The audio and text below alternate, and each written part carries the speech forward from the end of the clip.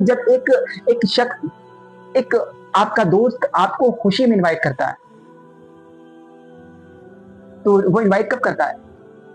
جب آپ سے محبت ہوتی ہے تو انوائٹ کرتا ہے آپ کو. دیکھیے آپ اہل بیت جب چادر کے نیچے آئے ہیں، یہ 5 جب چادر تطہیر کے نیچے جمع ہوئے ہیں تو وہاں بھی آپ کو اہل بیت نے فراموش نہیں کیا. وہاں بھی آپ کا تذکرہ ہو رہا ہے کہ میں بھی کامیاب ہو گیا اور ہمارے شیعہ بھی کامیاب ہو گئے.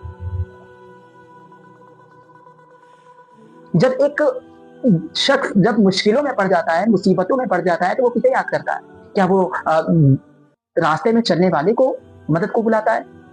نہیں، اس وقت وہ اس کو مدد کو بلاتا ہے کہ جس سے امید ہوتی ہے کہ وہ میری مدد کرے گا. اس شخص کو مصیبت میں بلایا جاتا ہے. ہر کسی چلتے پھرتے کو، اور حتیٰ کہ ہر کسی دوست، ہر کسی رشتہ دار کو بھی مصیبت میں نہیں بلایا جاتا.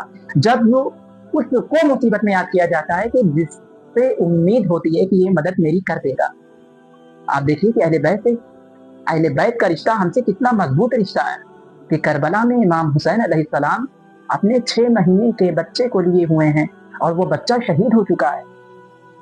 گلے پر ہرمولہ کا تیر لگ چکا ہے، بچہ شہید ہو چکا ہے. اس وقت بھی، ایسے سنگین اور مصیبت کے وقت بھی امام حسین ہمیں یاد کر رہے ہیں کہ اے میرے شیعوں، شیعتی، کاش تم کربلا میں ہوتے تو تم یہ دیکھتے کہ میں کس طرح سے اپنے بچے کو لیے ہوئے قطرہ پانی کا سوال کر رہا تھا. اہل بیت کی طرف سے کتنا مضبوط رشتہ ہے، رسول کی طرف سے، اللہ کی طرف سے کتنا مضبوط رشتہ ہے کہ ہمیں ایسے وقت میں یاد کیا. ایسے وقت میں کون کس کو یاد کرتا ہے؟ امام حسین علیہ السلام خیمے میں آئے، در سجاد پر آ کے امام سجاد علیہ السلام سے ملاقات کی. ملاقات کے بعد عزیزان محترم آپ دیکھیے کہ جب ایک شخص، ایک باپ، ایک بھائی، ایک بیٹا دنیا سے جاتا ہے تو اپنے گھر والوں کے لیے کیا وصیت کرتا ہے.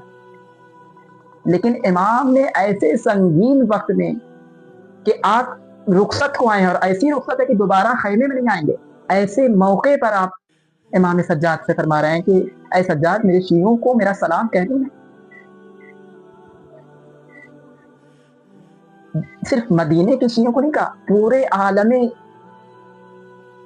دنیا کے شیعوں کے لیے امام نے فرمایا کہ پورے عالم کے لیے امام نے فرمایا کہ جہاں جہاں ہمارے شیعہ ہیں ان کو سلام کہہ دینا